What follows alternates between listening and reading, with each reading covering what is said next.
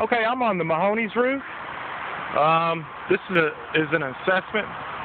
I guess I'll probably be measuring this as well. I really haven't even, looked at anything, but I'm just going to go over, what I saw and what I don't like, and just give my assessment and my opinion of what's going on or what they need. First of all, what I see is pot flans. I really hate the way those are done. Also, I see where a nail is kind of starting to pop up. It's working its way back out of the deck, or they drove it in crooked. Let's look here at this. This isn't actually step flashing. This is a drip edge that somebody has used for a step flashing. Also on this counter, I'm not exactly sure what they got going on, but to me it doesn't look very good. Let's just look back here just a little bit, see what's going on. Now this isn't cut in. They've actually just got this nailed in to the wall, and there's just bare wood back there. Looks like there might be a little bit of moisture going on there from where these nails were popping out. They could have at least, I would have at least bent this down, knocked it down maybe with a hammer if I did it like this, but I would never do anything like that. Let's see. Well, looking at this valley, this is a common thing that I see in the Northeast, of people actually extending their valley on the other side. Guys say that it gives the valley more protection, but to me it's only a water trap. Let's just look under here. And you can see there's all kinds of water from a water trap. It's actually hot water in there, and that's a bad thing. That ain't good. Not sure what's going on with the decking right here, but it's very lumpy, really lumpy. Right through here, it looks like they've got some kind of step flashing, but it doesn't look like they've got it underneath. Now, I'll try to get one of these shingles. I don't know if I can get them up. Yeah. They don't have any step flashing under here. Looks like we've got a little hole right here from something. I'm not sure what it is.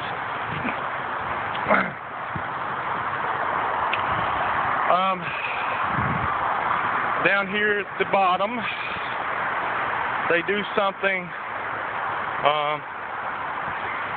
that they're not supposed to do. Same thing they do up here, which they didn't run this first shingle under. And if we just take a look right here, now we'll see why you should run that shingle under there. See if you can see that water can go right down through there. Now they do have metal here, and that that might save it, but it still doesn't make up for doing the right thing when you run your shingles. Overall, the shingles are kind of pliable, but they're I see quite a few cracks in quite a few places. I would say, yeah, it's about time for, another roof if you can afford it.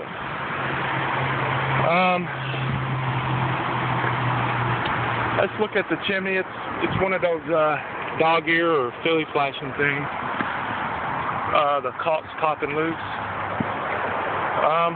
Looks like they ran the shingles real straight. They've got cedar shakes on this turret, or turret, whatever you want to call it. They've also got the step flashing cap on the on the ridges, which is a good thing. Looks like the gutters are starting to go.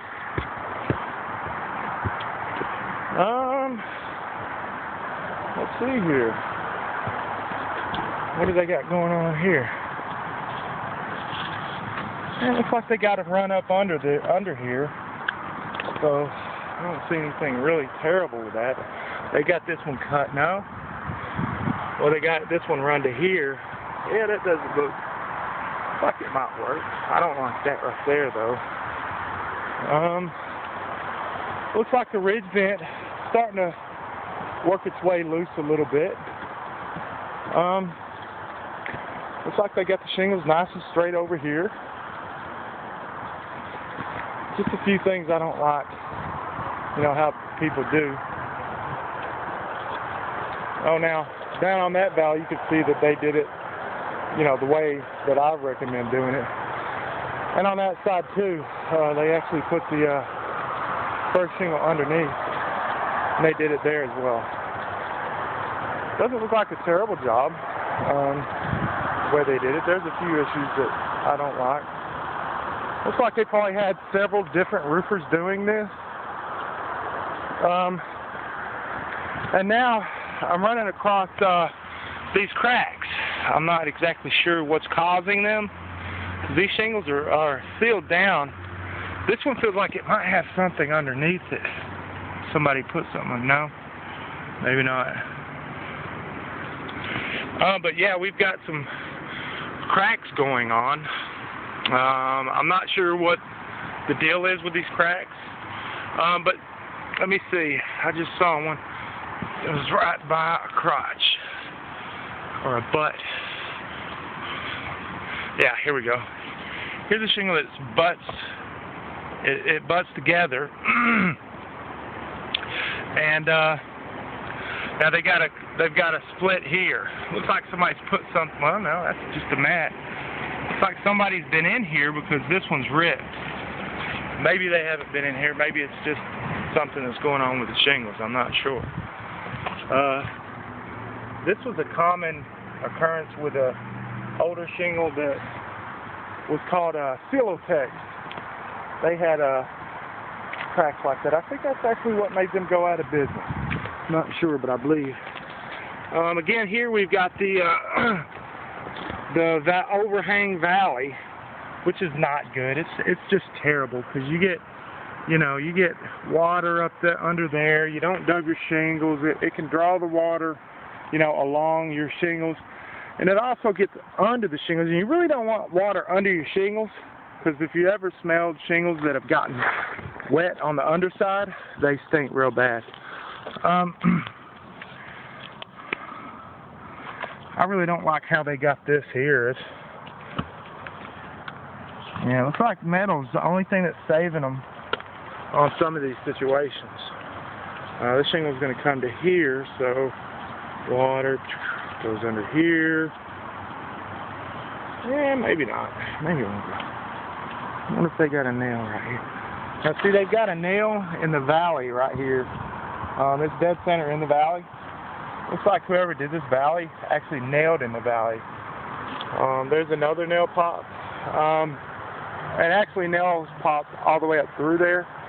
So I can tell you that the person who ran this valley and the valley over there are probably somebody who learned around the Philadelphia area. And they had some very bad habits, very terrible habits. Not good.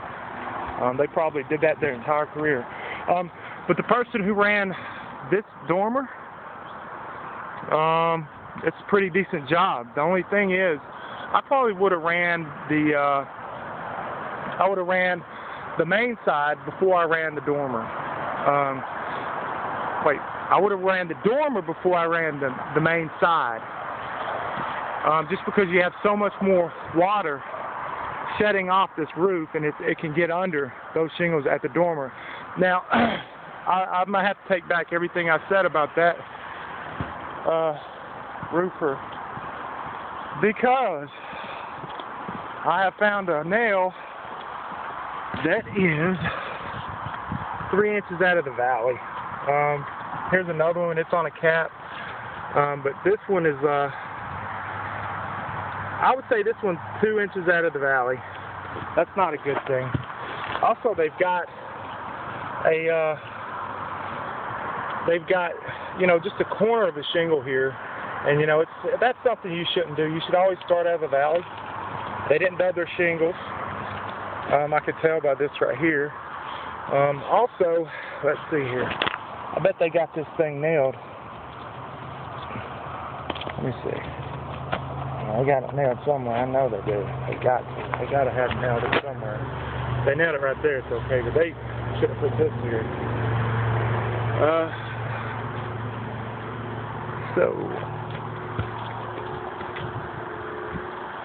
Anyway, that's my little assessment of this roof. I would say, yeah, it's about time for another roof. I don't know what the deal is with all these splits, why they're happening. If it's a shingle defect, I'm not sure. It's not my expertise or specialty, you know, determining why cracks like that show up. Scott's more of a scientific guy. He'll probably know what's going on. Alright, so I'll just start measuring.